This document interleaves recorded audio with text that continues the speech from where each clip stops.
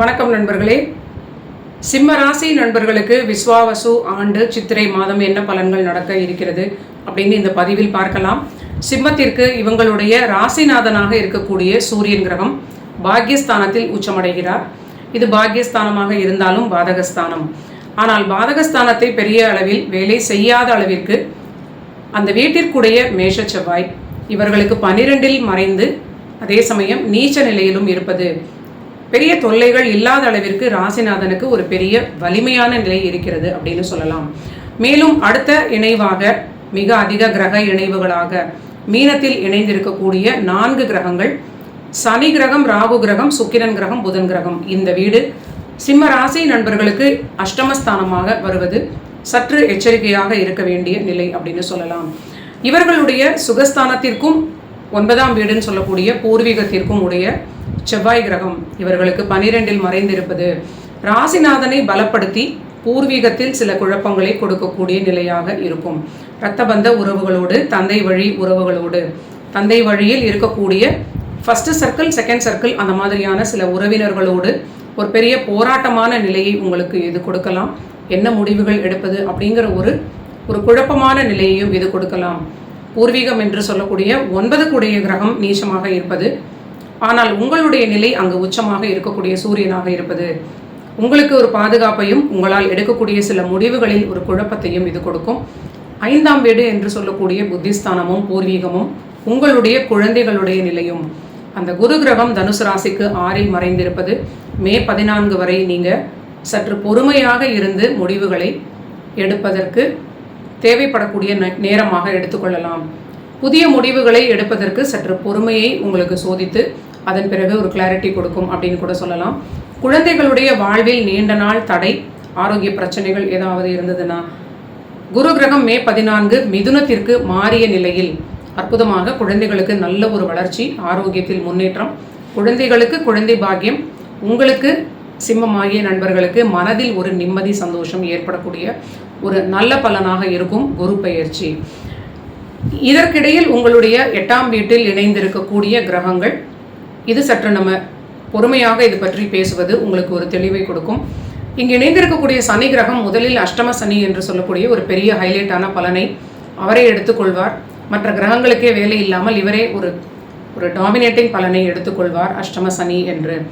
அங்கே இருக்கக்கூடிய ராகு கிரகமும் உங்களுக்கு சற்று தொல்லை அப்படின்னே சொல்லலாம். சுக்கிரன், புதன், இதில் புதன் கிரகம் உங்களுடைய குடும்பஸ்தானாதிபதி, உங்களுடைய பொருளாதாரத்தில் லாபத்தை குறிக்கக்கூடிய கிரகம். ஓரளவிற்கு குடும்ப வாழ்வில் அதிக அக்கறை இன்னமும் தொடர்ந்து காட்ட வேண்டிய ஒரு நிலை சிம்ம ராசி, சிம்ம லக்ன நண்பர்களுக்கு. சுய தொழில் நண்பர்களுக்கு பொருளாதாரத்தில் நினைத்த அளவிற்கு லாபங்கள் வராமல் ஒரு சின்ன பர்சன்டேஜ் உங்களை எதிர்பார்ப்பை விட குறைவாக வரலாம். சுக்கிரன் கிரகம் உங்களுடைய முயற்சி ஸ்தானாதிபதி, தொழில் ஸ்தானத்திற்குரிய கிரகம் 8இல் இருப்பதனால் தொழிலுக்கான முயற்சிகளில் சின்ன சின்ன தடைகள் ஏற்படக்கூடிய நிலை.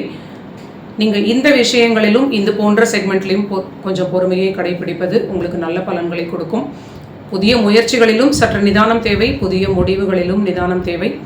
இது போன்ற பல விஷயங்களில் நீங்கள் எல்லாம் செய்ய முடியும், ஆனால் செய்யக்கூடாது, அது போன்ற நிலையாக இருப்பது ரொம்ப முக்கியமாக சிம்மத்திற்கு ஒரு இரிட்டேஷனை கூட கொடுக்கலாம். அங்கே இணைந்து இருக்கக்கூடிய சனி கிரகம் அற்புதமான உத்தியோக ரீதியிலான மிகப்பெரிய வளர்ச்சியை கொடுப்பார். 6 கூடிய கிரகம் 8இல் இருப்பது மிகப்பெரிய ஒரு விபரீத ராஜயோகம், உத்தியோக ரிலேட்டடான ஒரு உத்தியோகம் தொடர்பான விஷயங்களுக்கு பிரமாதமான வளர்ச்சியை இந்த சனி கிரகம் கொடுப்பார். ஆனால் வாழ்க்கை துணை குறிக்கக்கூடிய 7ஆம் அதிபதி 8இல் மறைவது உங்களோட வாழ்க்கை துணையோடு உங்களுக்கு சற்று அனுசரணை தேவை அப்படின்னு சொல்லலாம். அவர்களுடைய நிலையில், தனிப்பட்ட நிலையில் அவர்களுக்கு முன்னேற்றம் ஏற்படும் சிம்மத்தினுடைய வாழ்க்கை துணைக்கு. ஆனால் உங்களுக்கும் அவர்களுக்கும் இருக்கக்கூடிய ரிலேஷன்ஷிப்பில் சற்று ஒரு மறைவு தோஷம் போல நம்ம பேசி அமர்ந்து சில விஷயங்களை சால்வ் பண்ணலாம் அப்படின்னு நினைத்தாலும் அதற்கு நேரம் கூடி வராத நிலை அப்படின்னு எடுத்துக்கொள்ளலாம்.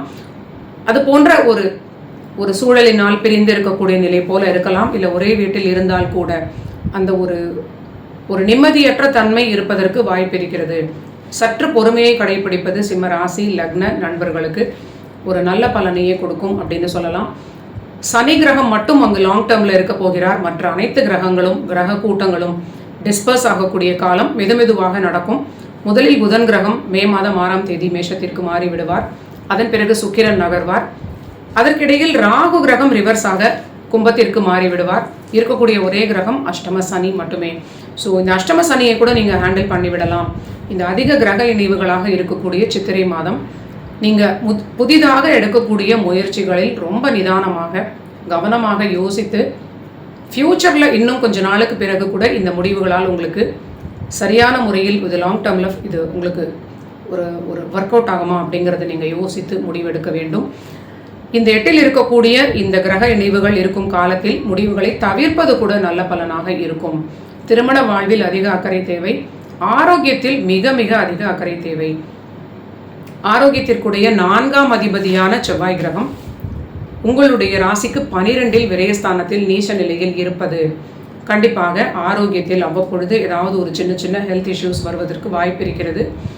அந்த ஸ்தானத்திற்குடைய செவ்வாயாக இருந்தாலும் தன் வீட்டிற்கு பாதக வீட்டில் போய் நீச்சமடைவது கண்டிப்பாக ஆரோக்கியத்தை அலட்சியம் இல்லாமல் பார்த்து கொள்வதே உங்களுக்கு ஒரு நல்ல பலனாக இருக்கும்.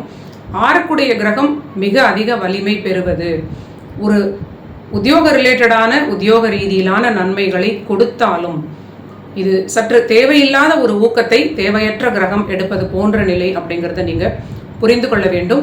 சரியாக வராது அப்படின்னு சொல்லக்கூடிய எந்த விஷயமாக இருந்தாலும் அதை ரொம்ப கிளவராக தவிர்த்து விடுவது சிம்மத்திற்கு ரொம்ப நல்ல பலன்.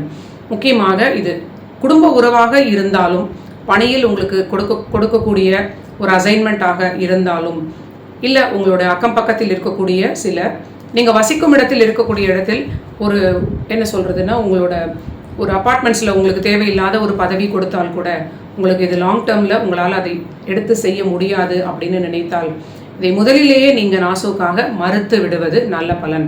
ஸோ இது எல்லாவற்றையும் நீங்கள் சரியாக அனலைஸ் செய்து பொறுமையாக புரிந்து கொண்டு இந்த சூழல் எப்படியெல்லாம் உங்களை கொண்டு செல்கிறது அப்படிங்கிறத நீங்கள் அப்சர்வ் பண்ணினாலே நிறைய விஷயங்களை நீங்கள் புரிந்து கொள்ளலாம்.